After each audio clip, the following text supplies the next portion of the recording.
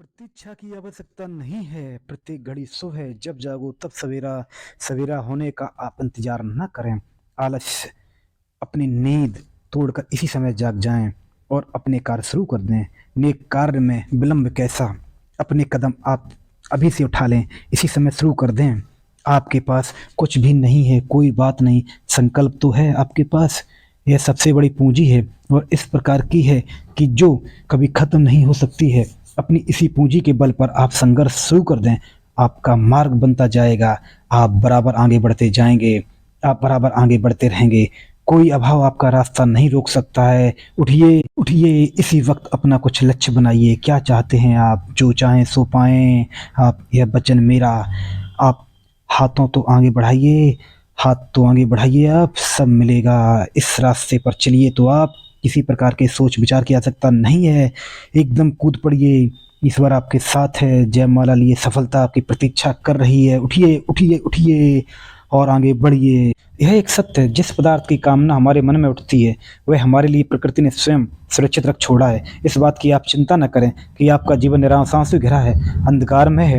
यदि आपके मन में दृढ़ इच्छा है, संकल्प है, आप परिश्रम करने के लिए तैयार हैं, तो वह पदार्थ आपको मिलकर रहेगा। कोई कारण नहीं आपकी तमन्ना पूरी न हो। निरंतर सफलता की आशा करिए, उस पर विश्वास करिए, सफलता के ही सपने हमेशा देखिए। सफलता आपके चरण अवश्य पकड़ेगी। आदमी के मन में जब सफलता का दृढ़ निश्चय होता है तो वह उसे अवश्य प्राप्त करके रहता है। उसके लिए केवल संकल्प की आवश्यकता है।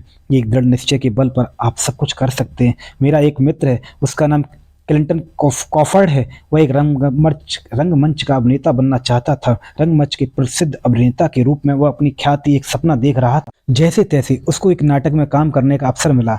बड़े उत्साह के साथ भाग लिया। उसका रिहर्सल देखकर सबको विश्वास हो गया कि मंच पर वह अपना काम सिक्का जमा कर रहेगा। उसके अभिनय के आगे दूसरों का अभिनय एकदम फीका पड़ गया। नाटक के प्रदर्शन का समय आ गया। नाटक शुरू हुआ। जैसे ही क्रॉफर्ड मंच पर आया, वह अपने संवाद भूल गया। दर्शक तालियां बजाकर हंसने लगे। नाटक की बद्ध हो गई। क्रॉफर्ड मंच से भाग गया। नाटक मजाक बन गया। क्रॉफर्ड का बुरा हाल था। एकांत में वह बहुत रोया। उसके बाद उसने बरसों कोशिश की, पर कोई ड्रामा कंपनी तैयार ना हुई उसको उसका पुराना इतिहास याद करते और उसको काम नहीं देते। लेकिन आखिर में क्रॉफर्ड ने स्वयं अपनी एक कंपनी बनाई, अपना नाटक खेला। गजब हो गया। इस नाटक में उसके अभिनय ने धूम मचा दी। वह नाटक बार बार खेला गया। एक सप्ताह के बाद नाटक समाप्त होने की घोषणा की गई तो दर्शकों ने उस पर विरोध किया। वह बार बार इस नाटक को देखना चाहते थे। तब क्रॉफर्ड रातों रात न्यूयॉर्क का स्टार बन गया। ड्रामा कंपनियां नोटों की गड्डियां लेकर घूमने लगीं। आत्मविश्वास के बल पर ही क्रॉफर्ड सफल हो गया। सफलता की राह में प्रायः असफलता हाथ आती है। अपनी पहली असफलता में आकर क्रॉफर्ड निराश हो जाता तो क्या वो सफल हो सकता था? नहीं हो सकता था दोस्तों, नहीं हो सकता था। पहले अपनी चिर अभिलाषित इच्छाओं को पूर्ण रूप से तय कर निश्चय कर लें। आप अपने मन में भरी निराशाएं निकाल दें, अपनी आशाओं को बलवान बनाएं। इसके बाद अपना कार्यक्रम तय कर लें और पूरी शक्ति के साथ लग जाएं। देखें कैसी सफलता आपके पास दौड़कर नहीं आती है। अगर आप सब असफल होते हैं तो इससे निराश ना हो, आप इसी आशा के साथ लगे रहें। आप अपना मार्ग बदल कर देखिए। यह सत्य है, आप जो चाहेंगे सो पाएंगे, पर उसके लिए कुछ आवश्यक शर्तें हैं। उसको बिना पूरा किए आप कैसे यह प्राप्त कर सकते हैं? आपके सामने बना भोजन आता है, आपको भूख भी लगती है, आप भोजन करना नहीं चाहते। आप बताइए, क्या भोजन स्वयं उठकर आपके मुंह में चला जाएगा? नहीं, आपको अपने हाथों का सहारा लेना होगा, तभी आप खा सकेंगे। इतना परिश्रम तो आपको करना ही पड़ेगा।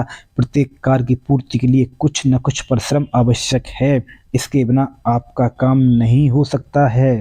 हमारे चारों ओर की वायुमंडल, हमारे विचार, संकल्प, हमारे भाव, हमारी अवस्था और स्वयं जो कुछ है, यह सब तो हमारा ही बनाया है। इसका निर्माण किसने किया है? इसके निर्माण हम ही हैं। हम ही निर्माता हैं इसके। हम अपने मन में जो सोचते हैं वह बाद में साकार रूप ले लेता है। जो कुछ बोलते हैं फिर उसे करते भी हैं। हमें चाय पीने की इच्छा हुई, मन में विचार आया, बाणी निकली चाय, तब आ गई, पी। जो कर्म है वह मुख्य है। आप स्वयं सोच लें कि कर्म की महत्ता क्या है। अगर कर्म न करें तो इसका परिणाम क्या होगा? आम के पेड़ के नीचे लेटकर सोचना कि आम आपके मुंह में गिरेगा तो या क्या गिरेगा, या ये अच्छा है कि आप अपने हाथ से लपक कर तोड़कर खा लें। अच्छा, पहला तरीका भागवादियों का है। दूसरा रास्ता कर्म कांड लोगों का है। आप अपना कर्तव्य स्वयं विचार कर सकते हैं, आपको जो चाहिए वह कैसे मिलेगा। किसी व्यक्ति के बारे में लोगों को कहना होता है कि अरे उसकी क्या बात करते हो, वह तो मिट्टी छूता है तो सोना हो जाती है। आखिर किसी व्यक्ति के बारे में इस प्रकार की धारणा क्यों बन जाती है? क्या सचमुच उसके हाथ में ऐसा कोई जादू होता है? ऐसी बात नहीं है। उस व्यक्ति का जीवन अगर आप निकट से देखेंगे तो आपको पता चलेगा कि उसमें कुछ खास बातें हैं। सबसे पहली बात तो वह आप पाएंगे कि वह व्यक्ति जिस काम में हाथ डालता है उसे पूरा करके रहता है। दूसरी बात, प्रत्येक कार्य वह सोच समझकर ही करता होगा और पूरे मनोयोग के साथ ही आप वह अपने समय का सदुपयोग करता है। अपना एक भी क्षण वह व्यर्थ ना गंवाता होगा, वचन का पक्का होगा। यही वह गुण है जिसके कारण वह मिट्टी को सोना बना देता है। क्या आप भी ऐसा नहीं कर सकते हैं? कर सकते हैं। आप भी उसकी तरह ही आस्था, दृढ़ संकल्प, आत्मविश्वास, लगन, धैर्य के साथ कठोर परिश्रम करें। यह सब संभव है। इस दुनिया में सब पदार्थ हैं, केवल कर्महीन पुरुष ही उनको प्राप्त नहीं कर सकते हैं। कर्म से वंचित पुरुष ठूंठ के समान है। वह पेड़ तो हैं, हरियाली नहीं है, इसलिए वह खाद पानी नहीं देते हैं। जीवन में थैंक यू एंड नमस्कार अभी तक हमारी वीडियो को ध्यान से सुनने के लिए। अगली वीडियो में आपसे बहुत जल्दी मिलता हूँ, तब तक के लिए गुड नाइट, धन्यवाद, थैंक यू। अगर वीडियो अच्छी लगी हो तो उसको लाइक करना, शेयर करना, सब्सक्राइब करना और इसमें जो भी कमियां हो उसको कमेंट के माध्यम से हमें ज़रूर बताना।